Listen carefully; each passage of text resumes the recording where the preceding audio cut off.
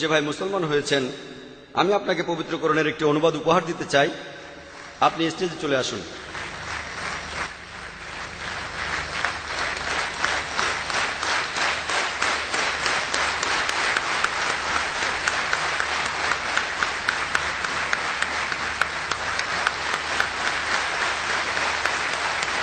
আমার নাম শ্রীনিবাস, একটা কুরিয়ার কোম্পানিতে চাকরি করি।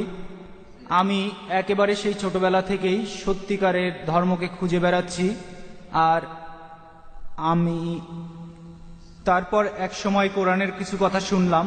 আমি যখন দক্ষিণ ভারতে ছিলাম সেখানে অনেক জায়গায় গিয়েছি, আর এভাবে যাতায়াত করার সময় আমার সাথে অনেক মুসলমানের কথাবার্তা হয়েছে, তাদের সাথে কোরআন নিয়ে কথা বলেছি।